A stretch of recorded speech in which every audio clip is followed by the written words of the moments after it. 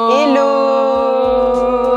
Bonjour à nos nouveaux auditeurs, s'il y en a, et rebonjour à nos auditeurs fidèles qui nous suivent depuis l'épisode 1. On vous remercie. On se retrouve ici, chez nous, Sharing Community, notre podcast qui parle de la vie d'adulte, surtout ce cheminement vers la trentaine, cette transition post-études, entrée dans le monde du travail, dans le monde des responsabilités. Et aujourd'hui, on va parler d'un sujet intéressant. L'épisode précédent parlait du monde du travail, donc comment avoir une fonction ou un statut pour se faire de l'argent. Mais maintenant, que faire avec cet argent? Donc, c'est de ça qu'on va parler. Mais tout d'abord, je voudrais quand même te poser une question. Comment tu te sens au lieu de rentrer vite dans le sujet? Toujours. Le capitalisme. Comment tu te sens? Comment tu vas? Comment était ta semaine? Écoute, ça va. Là, on tourne en plein mois de décembre. Il commence à faire frisquet. Mais, on commence à avoir nos premiers retours sur notre podcast. On commence à avoir vos avis. Ça fait vraiment plaisir. Je sais que l'épisode 2, ça vous a particulièrement touché, séduit. Il y a beaucoup de gens qui se sont retrouvés là-dedans. Donc, ça touchait au monde du travail. Effectivement. Et du coup, on est vraiment content d'avoir vos premiers retours. Ça nous encourage à continuer. Et on espère que vous allez aussi aimer cet épisode. Et sinon, je vais bien. La course contre la montre, parce que à la fin de l'année, on rentre dans certaines échéances. Surtout les gens dans le monde des finances sont dans la clôture des comptes, les trucs comme ça. Moi, dans la recherche, là, on doit écrire les articles, on doit commencer à travailler sur les mémoires, etc. Beaucoup d'accompagnement. Moi-même, j'ai des échéances par rapport à ma thèse. Mais ça va. On garde la foi, toujours positif. Toujours positif. On essaye. Non, en tout cas, un peu la même chose. Je vais bien, je me sens un peu reposée, car nous, la clôture, c'est un peu avant, mais c'est vers la fin de l'année. Donc, c'est vrai que je me sentais un peu anxieuse, parce que souvent, à la fin de l'année, tu dois préparer les fêtes, tu dois t'organiser, mais en même temps, il y a le travail, il y a des objectifs que tu t'es imposé au début de l'année. Est-ce que ça a été atteint ou pas? Donc, parfois, c'est une période d'anxiété, mais j'ai essayé de garder le calme, de faire des choses qui me plaisaient quand même, de passer du temps avec ma famille, mes amis, et donc tout va bien se passer et je me sens bien. Donc on espère aussi que vous sentez bien, et si c'est pas le cas, n'hésitez pas aussi à nous envoyer un petit message, on peut vous donner des conseils, juste être à l'écoute en fait, et en tout cas si ça ne va pas, force à vous, courage, et on est ensemble. Tout à fait. Allez, maintenant l'épisode 4 qui va parler de l'investissement, plus spécifiquement l'investissement sur le long terme. Pourquoi? Parce que t'aimes l'argent, t'aimes l'argent. J'aime le luxe, j'aime trop le luxe. Je suis gênée. Donc on va parler sur l'investissement, mais sur le long terme. Pourquoi pas le court terme? Je sais que on vit l'inflation, la vie est chère, donc on veut se faire du cash rapidement. Mais on trouve que l'investissement sur le court terme, c'est très cas par cas. Ça dépend de ce que tu veux entreprendre, ça dépend de quel statut tu as, ça dépend. Est-ce que tu veux faire de la vente en ligne, du dropshipping? Est-ce que tu veux vendre un service? Est-ce que tu veux faire de l'Airbnb? Ça dépend vraiment des personnes, des individus. Or que l'investissement sur le long terme, il y a plus d'infos qui sont générales et qui peuvent être appliquées sur quand même la plupart des jeunes. Et je trouve que c'est un sujet un peu souvent négligé chez les jeunes. Comme je le dis, on veut être rapide, on est un peu impatient. C'est comme toi, tu me disais, tu as suivi une formation récemment, et d'ailleurs c'est bien. Et tu me disais, mais moi je croyais qu'il allait me parler, de cash, de cash flow par mois, mensuel. C'est ça, arrondir les fins de mois. Dehors, c'est chaud. C'est chaud. Mais je crois que tu as vu l'importance aussi de penser déjà maintenant à l'investissement sur le long terme. Pourquoi? Parce que en fait, on est jeune, donc comme je dis souvent, c'est le temps est avec nous.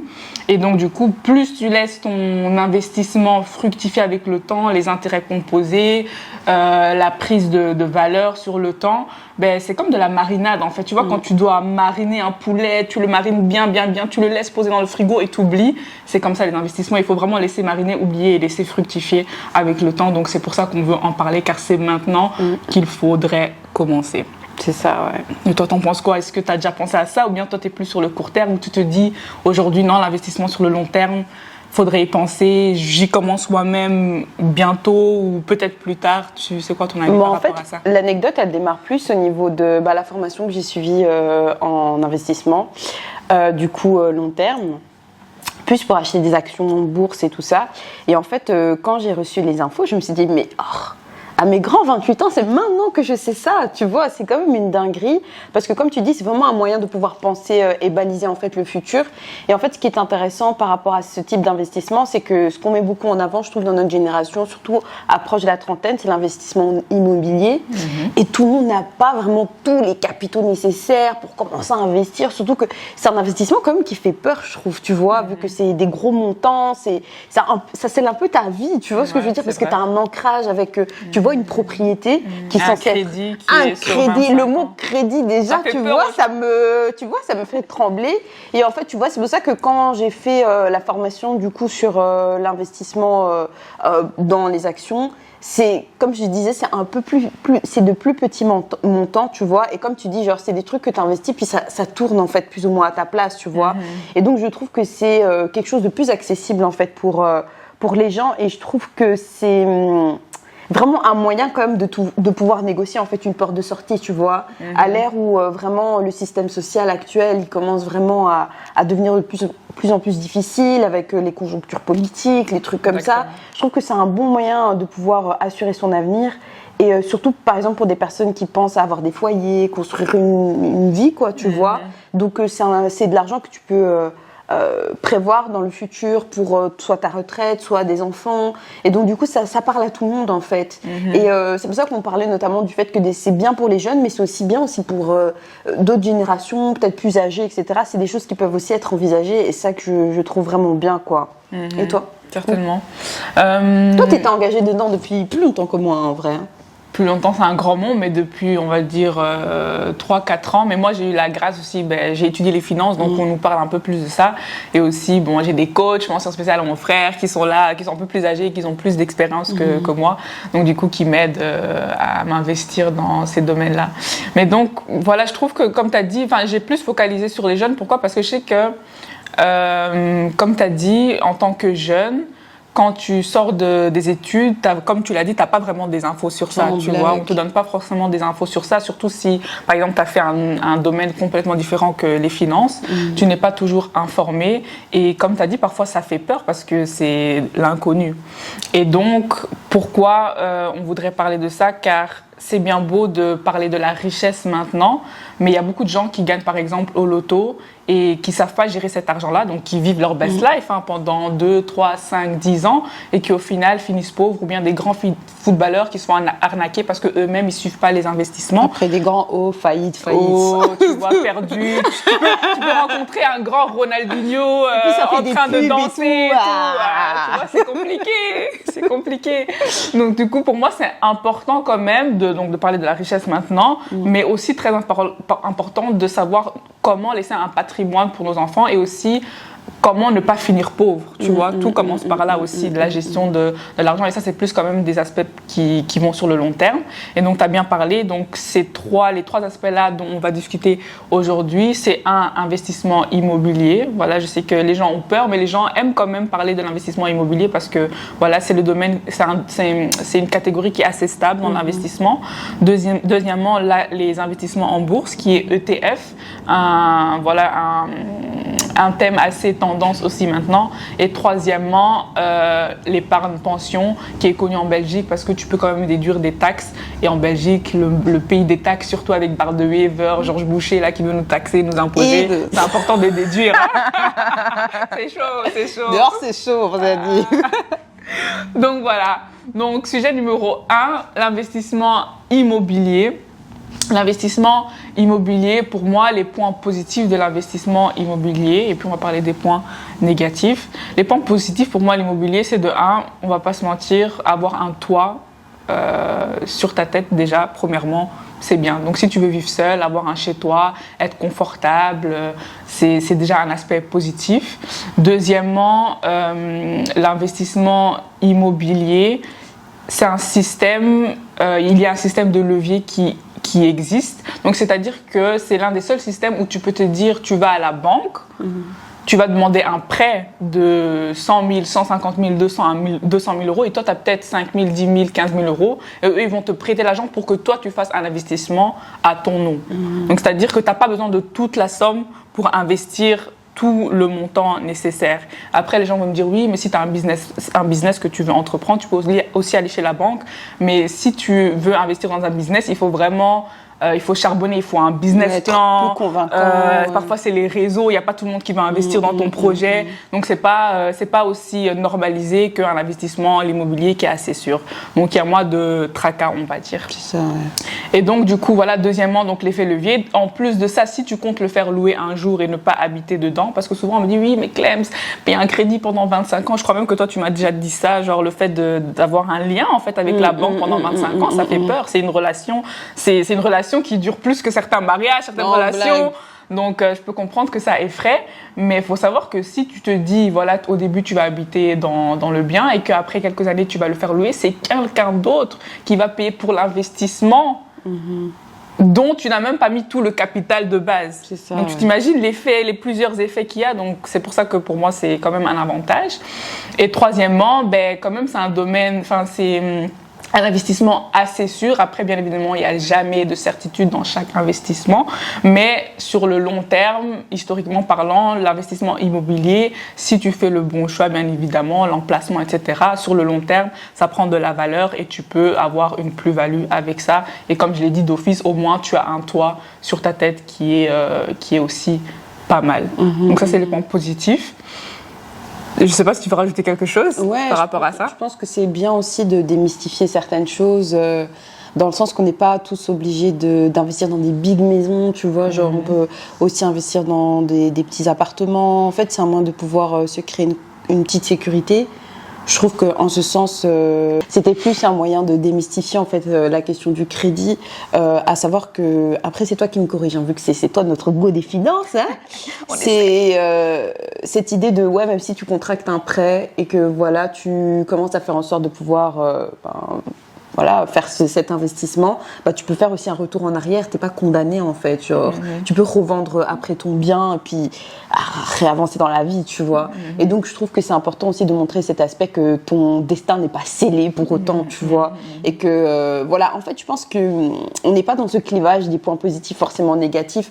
Je pense juste qu'il faut apprendre plus à relativiser et surtout de prendre les enjeux dans sa complexité et de voir comment tu y vois ton sens, tu vois. Il y a des gens, ils prennent la force, ils se disent, ok, moi j'ai différents types de personnes autour de moi qui investissent. Des fois, certains, ils investissent dans des maisons qui sont vraiment, qui ont besoin de beaucoup de rénovation, tu vois. Alors là, c'est des gros projets hyper ambitieux. Et donc voilà, c'est des gens qui marchent par la foi, tu vois, parce que quand tu fais ce genre d'achat, tu dois avancer avec une vision, tu vois.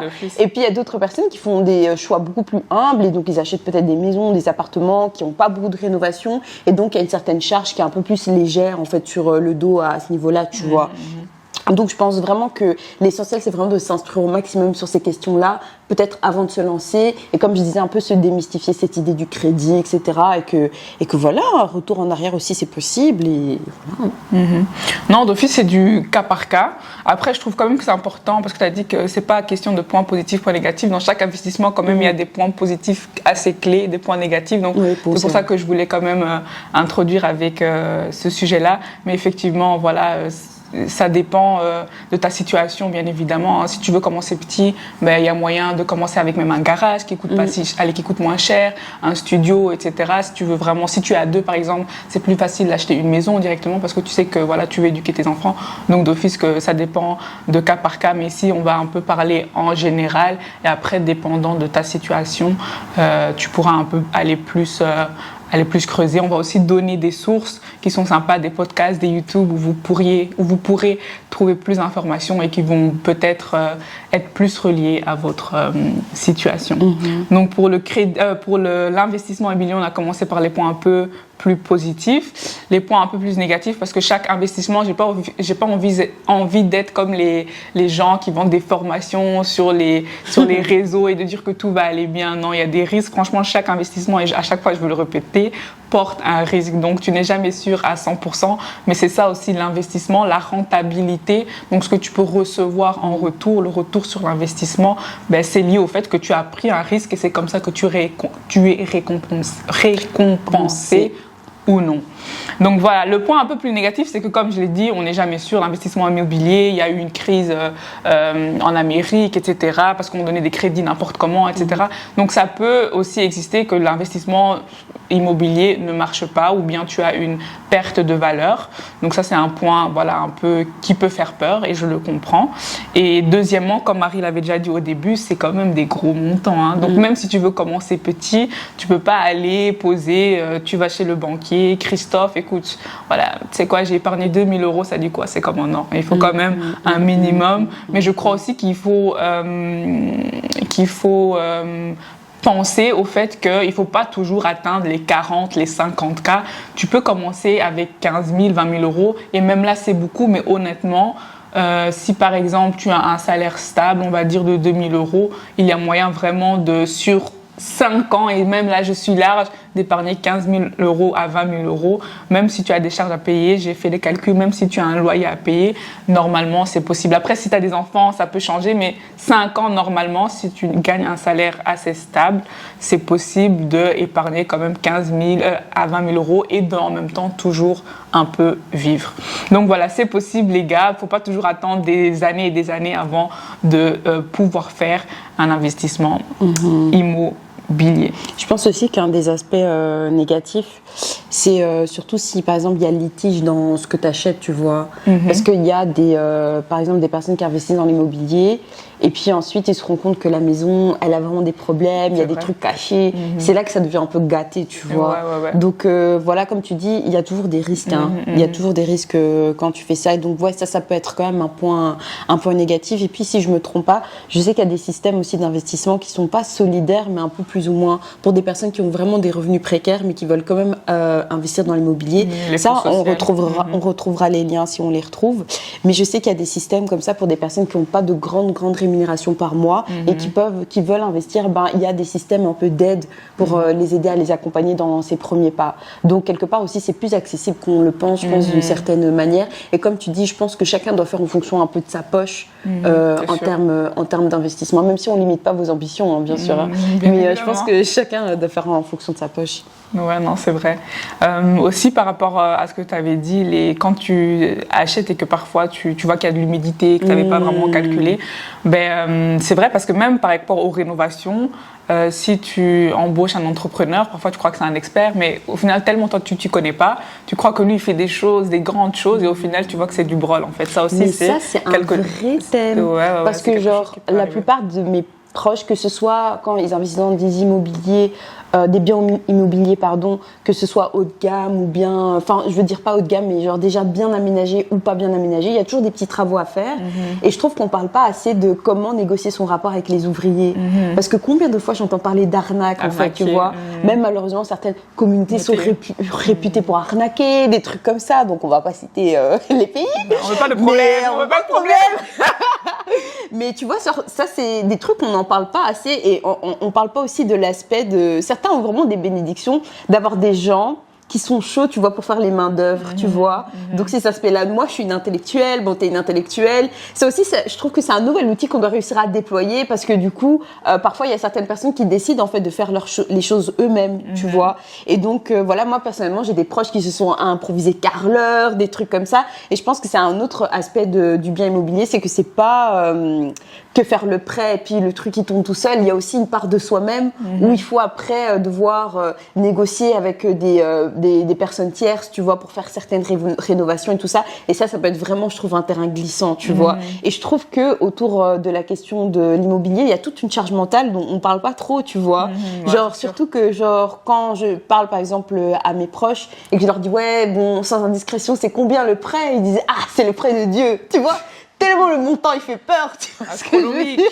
Et surtout que moi, mes proches, c'est souvent des jeunes, tu vois, de deuxième vague issus de l'immigration, tu vois. On n'a pas forcément tous grandi dans des milieux avec beaucoup d'argent, etc. Donc, tu vois, c'est des investissements qui font peur. On est souvent les premiers, les avant-gardistes. Et podcast aussi, c'est pour des personnes un peu de ce profil-là, des profils comme moi, tu vois, ou peut-être un peu comme toi, qui sont des générations qui commencent un peu à essayer de faire en sorte de, voilà, créer de la richesse, briser des schémas de précarité, comme on disait au début. Et donc voilà, c'est vraiment un aspect, franchement, il faut avoir le cœur préparé, je trouve. Ouais, non, d'office, je crois que mentalement, il faut être préparé. Et surtout, les informations, pas se lancer, parce que l'investissement, c'est un risque et parfois, il faut attraper cette opportunité-là, mais quand même, quand on parle de l'investissement immobilier, comme tu l'as dit, c'est pas comme les actions en bourse où tu peux te dire, je vais mettre 100 euros, si on perd 100 euros, ça va. Mais si on perd 20 000 euros, 50 000 euros, là, tu veux juste creuser ta tombe, en fait. Tu vas creuser ta tombe. Donc, je crois que c'est un aspect intéressant et je crois que ce podcast, il est fait pour ça, mais même en dehors de ce podcast, en fait, je voudrais que même, genre, entre nous, on arrive à parler de ce genre de sujet et de pouvoir s'échanger en fait ces informations-là. Donc, par exemple, tout ce qui est travaux, je trouve que c'est important. Par exemple, ton ami qui a commencé les travaux, tu peux lui demander des petits conseils comme il s'y connaît, ou bien, moi je sais que j'ai 2 copines qui ont eu l'audacité de faire des travaux de rénovation. Je vais leur demander, ça s'est bien passé? Oui, ben je prends le même entrepreneur, tu vois, il faut se faire à la passe. Moi, ma peinture, elle a été très bien faite. Ma copine, elle a dit non, franchement, passe-le-moi, il a l'air d'être moins cher, comparer un peu. Donc, je crois qu'en fait, se donner les informations de manière même, de manière naturelle, je trouve que ça, c'est important, en fait. Parce que, comme tu as dit, on est la génération qui commence à le faire. Donc, d'office, il y en a un qui a commencé avant nous, donc il y a moyen de faire la passe petit à petit surtout entre nous. Vraiment et les Belges, ou bien même les Occidentaux, c'est comme ça, en fait, qui gardent la richesse. C'est parce qu'ils arrivent à se créer des réseaux et à se faire la passe, en fait. Et c'est ça qu'il faudrait aussi créer. C'est pour ça, ce podcast aussi, c'est pour les ouvriers. Ayez pitié de nous, s'il vous plaît. Faites des prix démocratiques. Faut pas nous arnaquer, s'il vous plaît. Et surtout que moi, j'ai été trop choquée de plus la génération de mes parents, tu vois, qui eux, par exemple, ils n'avaient pas full d'argent, etc. Et ça, c'est pas des anecdotes que j'entends que proches de moi, mais un peu plus aussi à l'extérieur. C'est aussi de prendre, par exemple, certains ouvriers au noir, des trucs comme ça. Tu vois, il n'y a pas de contrat officiel qui fait que, tu vois, des fois, le travail il est bâclé, etc. Moi, je t'avoue que c'est un des aspects qui m'a vraiment trauma.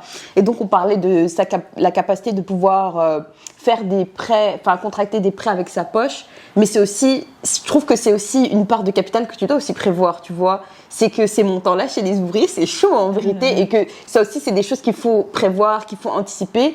Et moi, en lien avec ces anecdotes, je me suis toujours dit, si un jour je prends des ouvriers, j'ai envie qu'ils fassent tout en one shot, tu vois. Tout en one shot, tout en carré, etc., tu vois.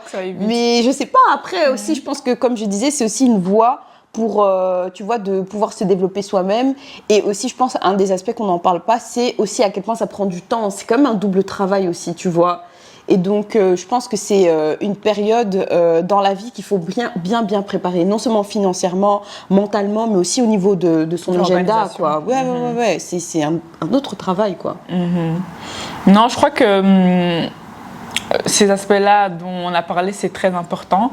Et je crois aussi qu'il faudrait en fait se poser, avant de commencer l'investissement immobilier, je crois qu'il faut se poser 2 questions. Parce que comme on l'a dit, c'est du cas par cas.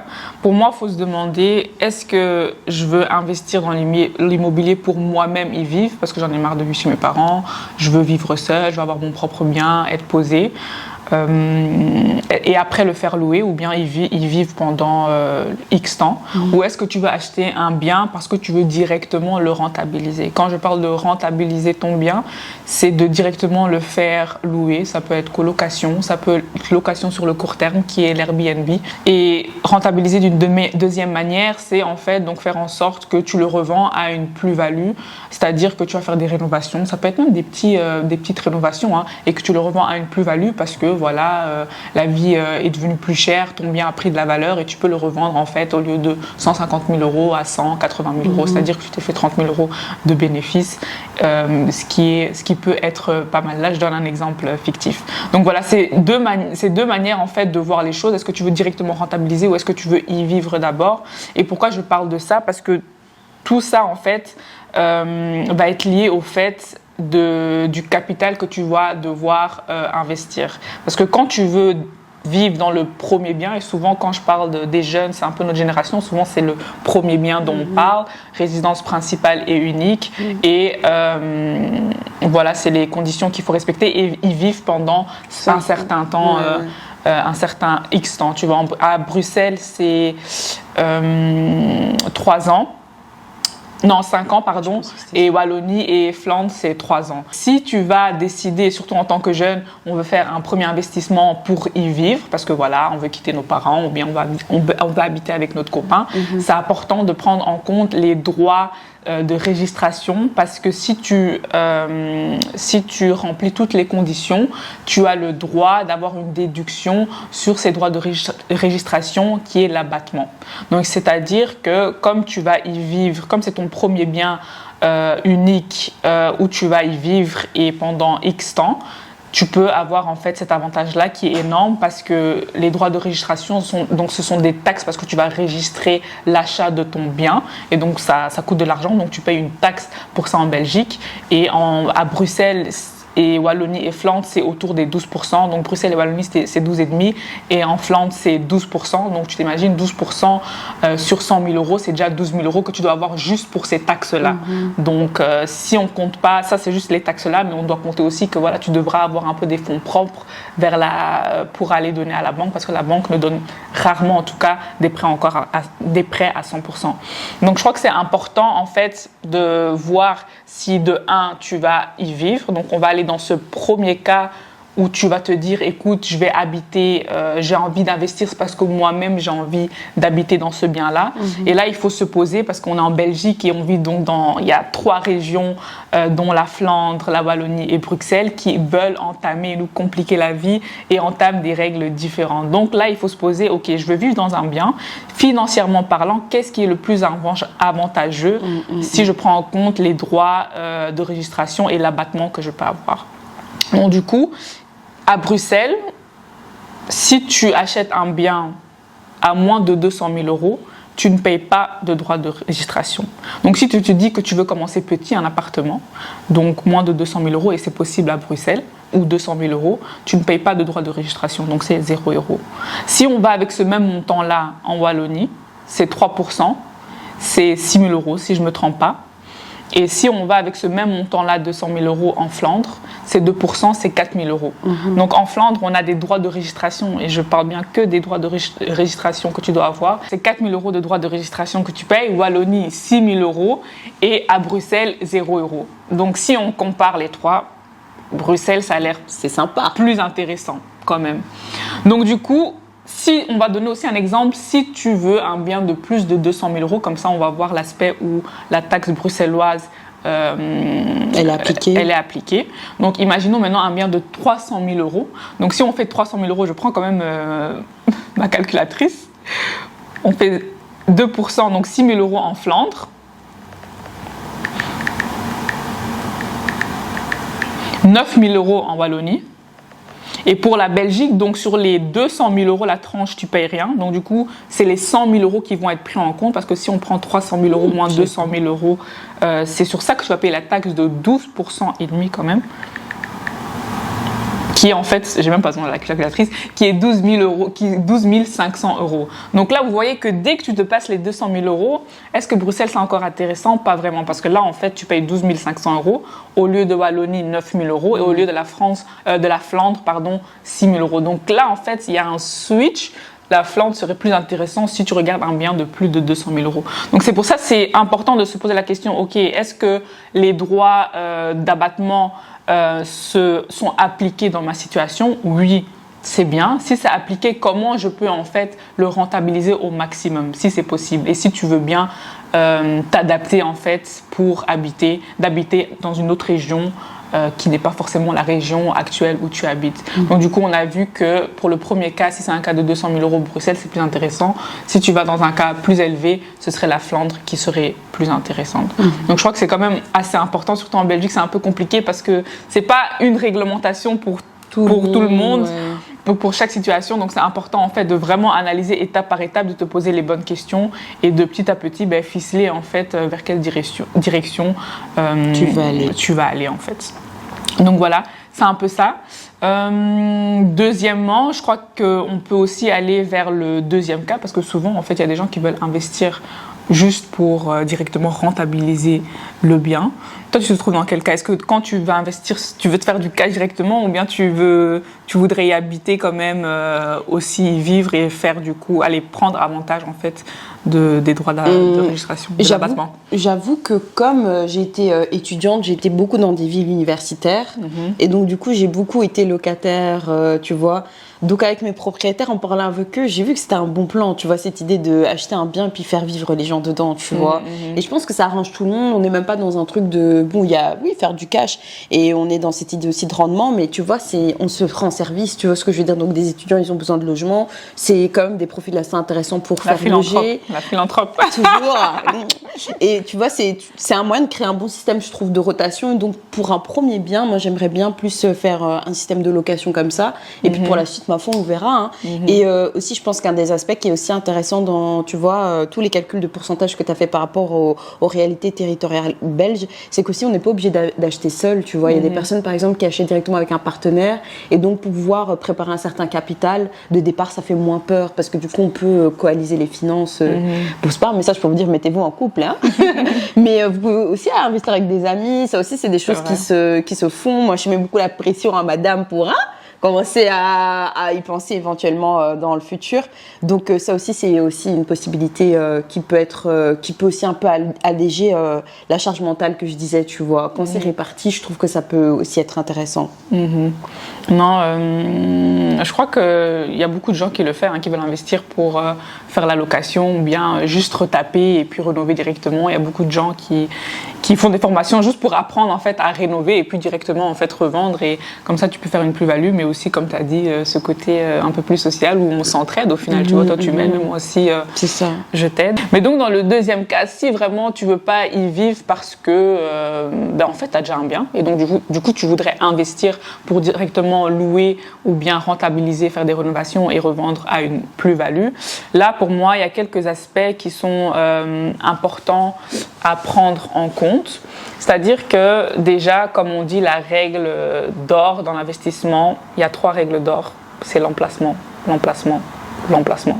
Ça vient de rendez-vous avec les proprios sur YouTube. On va vous donner tous les liens. Et aussi à WeInvest qui donne aussi des conseils pas mal aussi sur le podcast. Ils ont une chaîne YouTube aussi.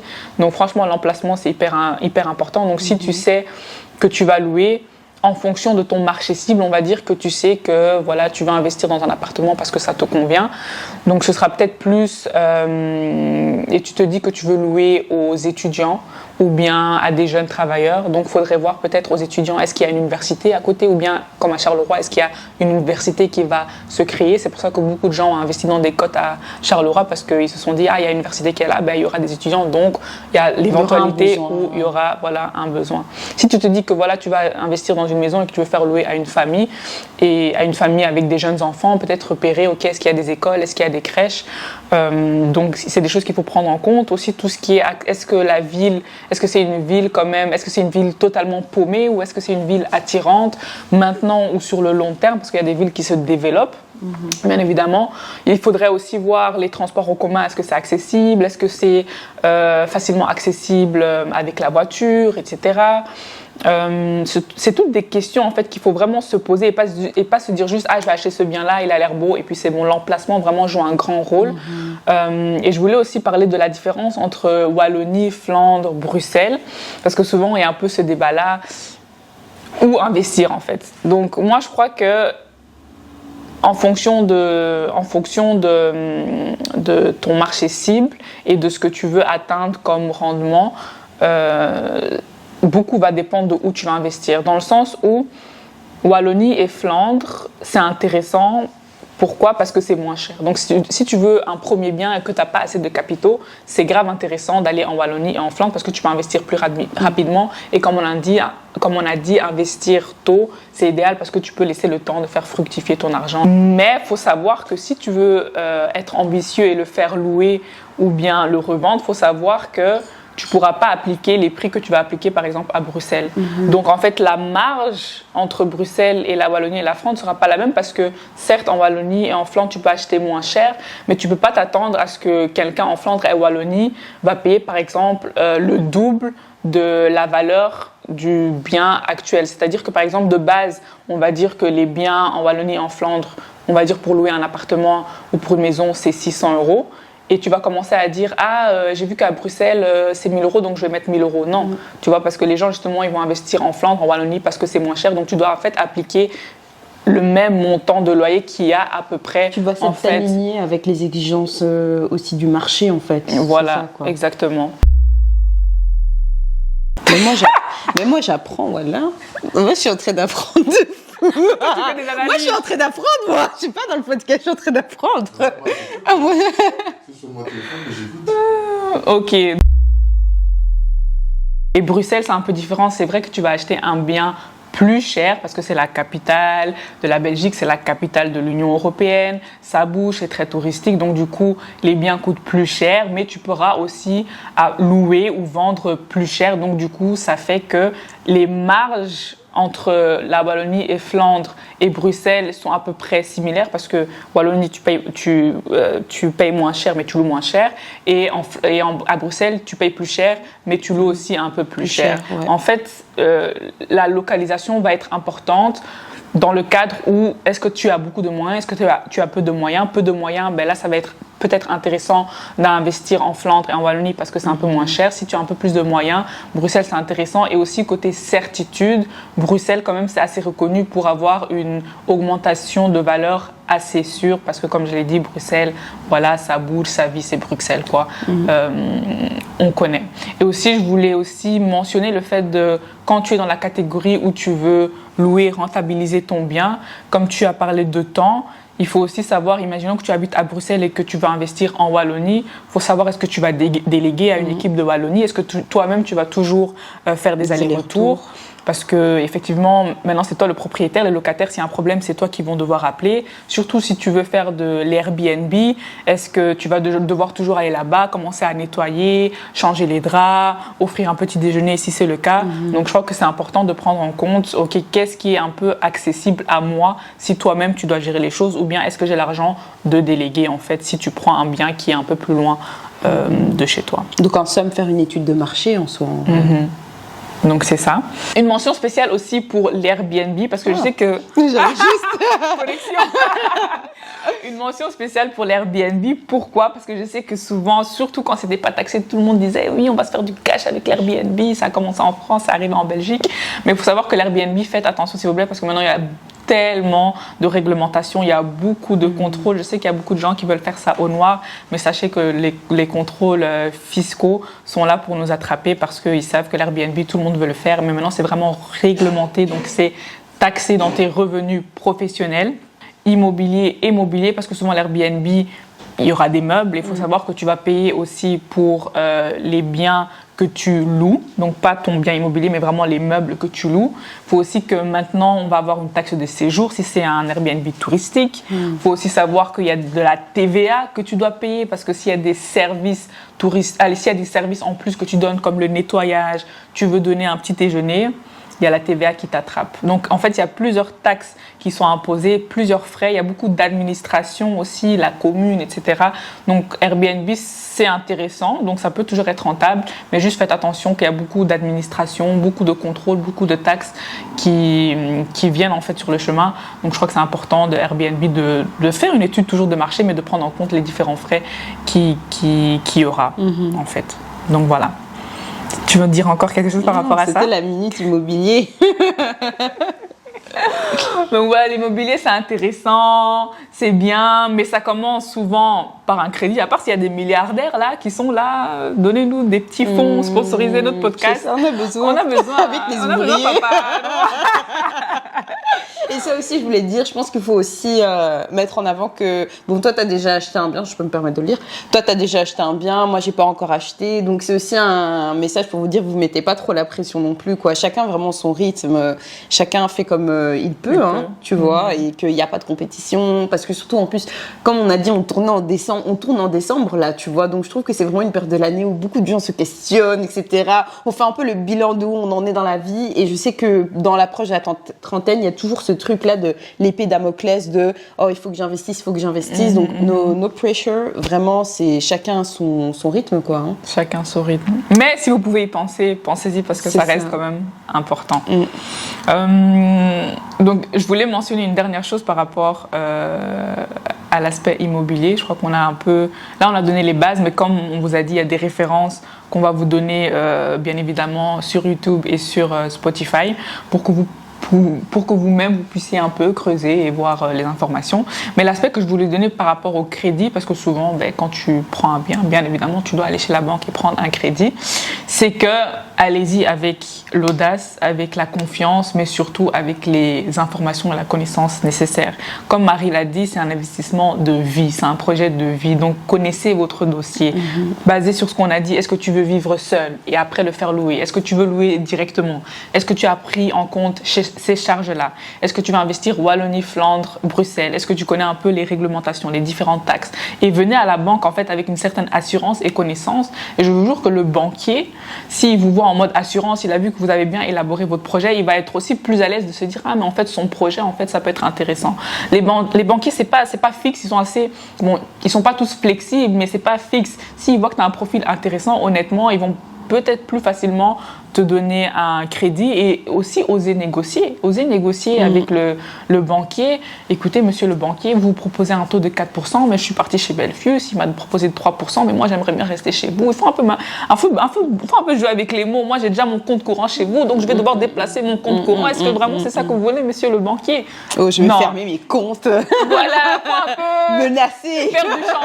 Faut faire du chantage. Parce qu'au final, le taux d'intérêt, certes, maintenant on parle de 2-3%, donc on se dit mais 2-3%, c'est pas grave. Chacun est gagnant aussi. Comme tu dis, c'est aussi un rapport de force et de pouvoir. Et comme tu as dit, on doit venir aussi un peu avec des outils un peu armés, quoi. Parce que souvent, j'ai l'impression qu'on va à la banque pour un peu mendier. Oui, on a besoin de leur argent, mais eux aussi, c'est ce que j'allais dire avec les taux d'intérêt. Si tu accumules les taux d'intérêt sur 25 ans, croyez-moi qu'eux, ils se font du cash derrière ça. Donc, eux, ils veulent vous donner un crédit. Bien évidemment, ça doit être assez sûr, mais eux, ils veulent souvent vous donner un crédit. Et il y a toujours moyen de négocier. Donc, n'hésitez pas vraiment à faire vous-même le travail. Je sais qu'il y a beaucoup de gens qui prennent un courtier. Pour ça, ça peut être intéressant. Mais je trouve que si toi-même, tu vas sur le terrain et que toi-même, tu vas vérifier les sources directement, ça peut être intéressant parce que là, tu as vraiment les données et tu peux venir avec un dossier solide. Donc, vraiment, n'hésitez pas. Il y a aussi des sites sur les banques même, ING, KBC, où tu peux faire une simulation par rapport à ton profil, à tes données, et eux-mêmes peuvent te dire le taux qui va être appliqué. Souvent, il est plus élevé que si tu vas vraiment sur place.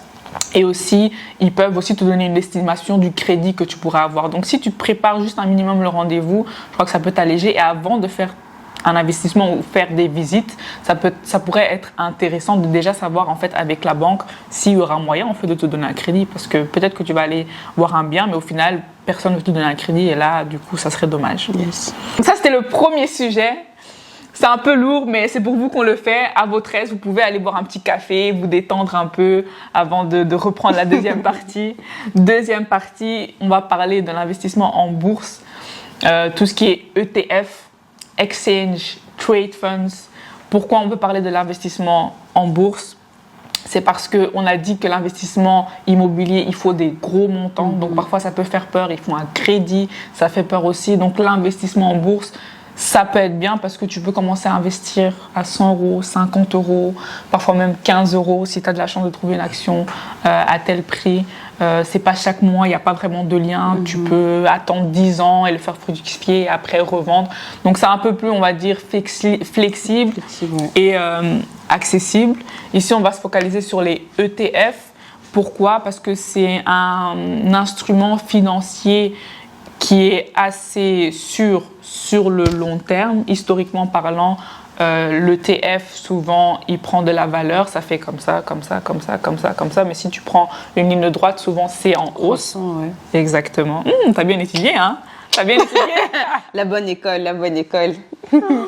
Donc voilà, donc souvent en fait sur le long terme, si tu es patient, c'est intéressant de le faire, mais comme on dit, chaque investissement porte ses risques.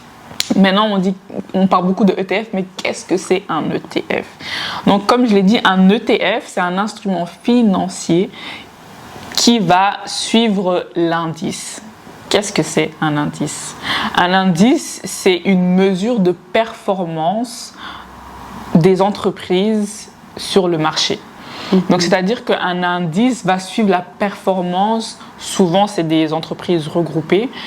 Et donc, du coup, c'est pas comme si tu allais juste investir dans Apple et tu vas juste mettre une action dans ça et tu t'attends à ce que voilà, ça perce ou bien voilà, tu rentabilises cet argent-là. Il y a beaucoup de risques parce qu'à tout moment, au final, Apple, ça garde la même valeur et tu ne gagnes rien. C'est pas sûr d'investir que dans une seule action.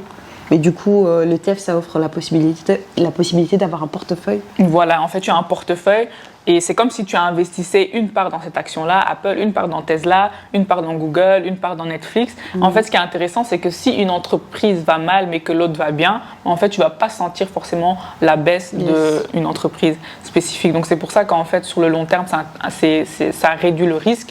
Et souvent, comme on l'a dit, S&P 500, vous pouvez vous-même le voir, sur les 30 dernières années, ça a connu quand même une hausse. Donc, c'est important d'être patient, même si vous allez regarder tous les jours, ça baisse, ça augmente. Il faut vraiment laisser poser et voir sur le long terme comment ça peut prendre de la valeur. Donc, c'est pour ça que c'est super intéressant.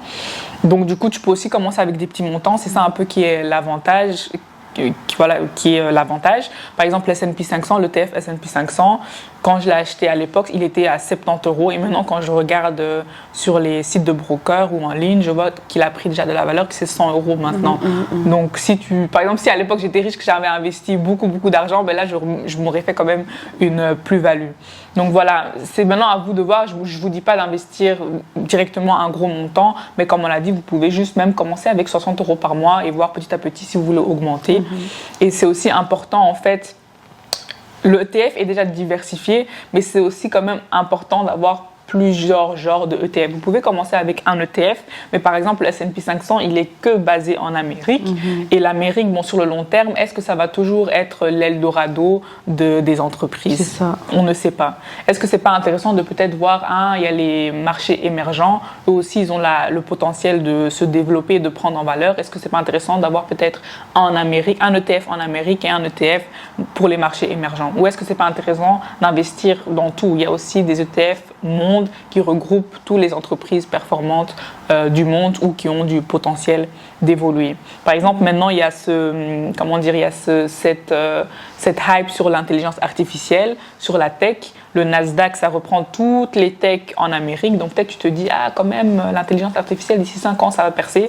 Tu peux te dire d'investir aussi dans ça. Donc, en fonction de vos intérêts aussi et de vos préférences et des avantages économiques, sectoriels, ça peut être intéressant de diversifier en fait vos investissements. Et je pense que même en termes d'investissement, il n'y a pas que dans des entreprises, tu peux aussi investir dans l'or. Enfin, il y a plein de types d'actions dans lesquelles tu peux... Dans le Bitcoin, etc. Dans le Bitcoin, tout à fait. Il y a plein d'endroits où tu peux négocier du coup cet investissement. Donc c'est ça un peu qui est bien. C'est toi aussi qui répartis un peu ton pourcentage. Si tu veux plus prendre des ETF dans les entreprises américaines, mettre un plus grand pourcentage ou pas.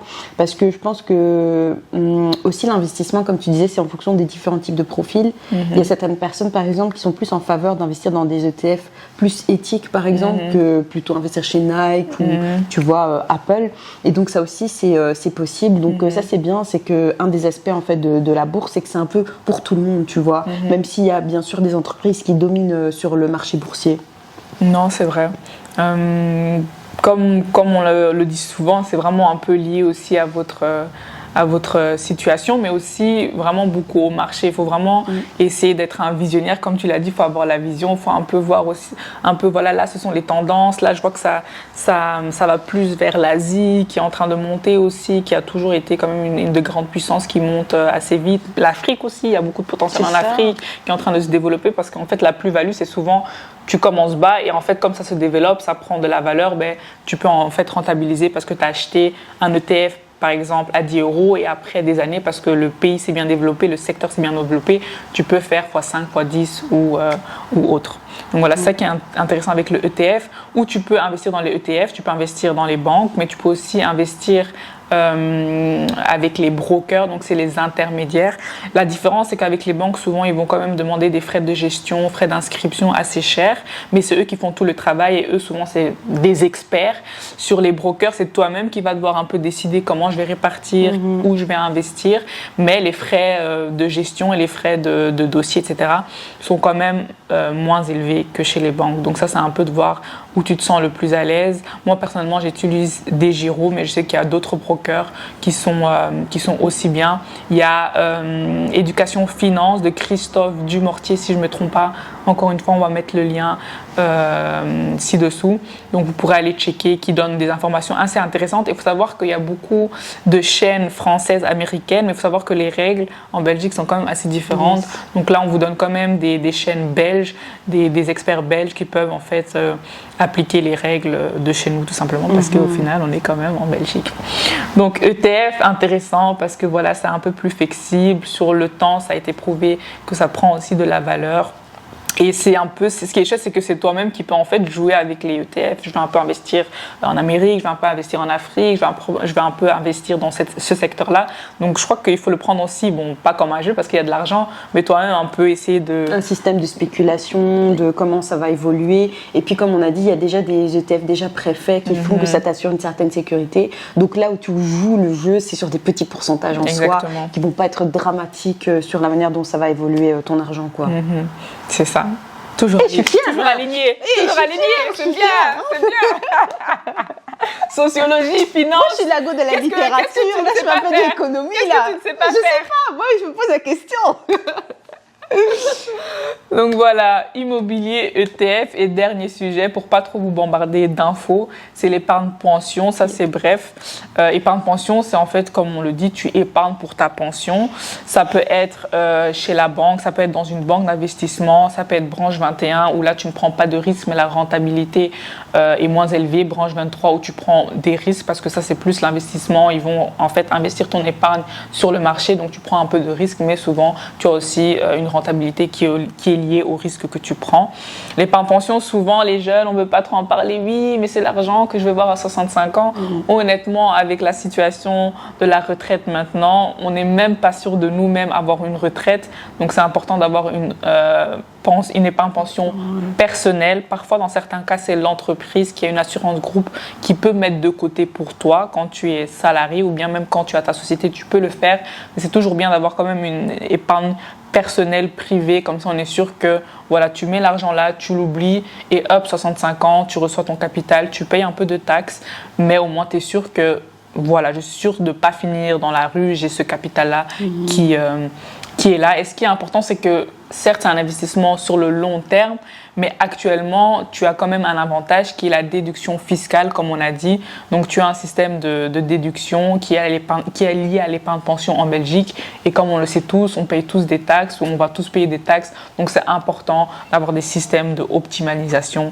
Donc, n'hésitez pas aussi à aller voir Loïc Troch, qui est un conseiller dans l'épargne pension et les investissements sur le long terme, LT Conseil sur Insta, qui vous donne des informations gratuitement en premier lieu. Donc, n'hésitez pas à le bombarder de questions. Donc, voilà, on va clôturer quand même. C'est intéressant. Doucement.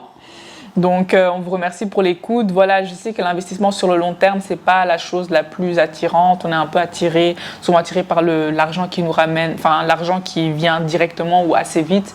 Mais voilà, en tant que jeune, c'est un peu difficile de penser sur le long terme, dans 20 ans, 30 ans, 40 ans, 50 ans. Mais là, le temps avance vite. Donc, c'est loin, mais c'est aussi proche. Donc, essayons de créer de la richesse maintenant, c'est bien, mais de faire en sorte de créer un patrimoine, parce que le patrimoine, souvent, ça prend du temps avant de prendre de la valeur. Et au final, quand on sera d'ici 15 ans, 20 ans, on sera quand même content de Clémentine ou de Marie ou de Joseph ou de Nathan ou de telle personne qui a pris la décision d'investir à temps. Je pense aussi que c'est un épisode de podcast. Moi, en tout cas, je suis trop contente qu'on l'ait tourné parce que je sais que c'est un questionnement qui concerne un peu tout le monde et que surtout dans notre génération, ça nous agite beaucoup. Et je pense que c'est un podcast qui est aussi une invitation aux gens à s'inscrire dans l'éducation financière. On a beaucoup l'éducation financière facile, il faut s'éduquer, nanana. Et donc là, on met vraiment un outil à disposition pour vous pouvoir faire vos premiers pas dans l'achat d'actions, dans l'achat IMO, pour penser du coup à la retraite aussi. Et donc c'est fait aussi pour ça, c'est pour aussi vous aider pour des profils plus comme moi, qui avaient peut-être plus peur, tu vois, de tout ce qui touche à l'argent. Je suis une go de la littérature, alors que, tu vois, ça aussi, c'est un truc où tu peux un peu prendre ton destin en main. Je trouve que c'est une bonne chose et je pense que c'est ça aussi la vie d'adulte, c'est de faire cette transition où tu commences à prendre les responsabilités, mais cette fois, tu le fais de manière sereine et en vrai, ça peut bien se passer et tu construis comme ça ton destin et ton avenir, quoi. Du coup, voilà, c'est pour vous. Voilà, c'est tout pour le moment, mais on revient vite avec un autre épisode aussi très intéressant. Est-ce qu'on le dit? Est-ce qu'on le dit je sais pas. Est-ce qu'on le dit? Je sais pas. Non, attendez. Donc on se retrouve pour l'épisode 5. On vous laisse un peu le suspense parce que souvent on l'annonce, mais voilà, cette fois-ci, on vous laisse un peu. On fait les désirés. Voilà, mettez des commentaires sur YouTube, continuez à nous donner des retours et tout ça, ça nous encourage beaucoup à continuer. Et puis n'hésitez pas aussi à nous glisser des petits thèmes qui vous intéressent et voilà. Ça nous fait plaisir en tout cas. On est ensemble, sharing is caring, c'est pour ça qu'on est là. Et à très bientôt. Joyeux Noël, bonne année. Bye bye.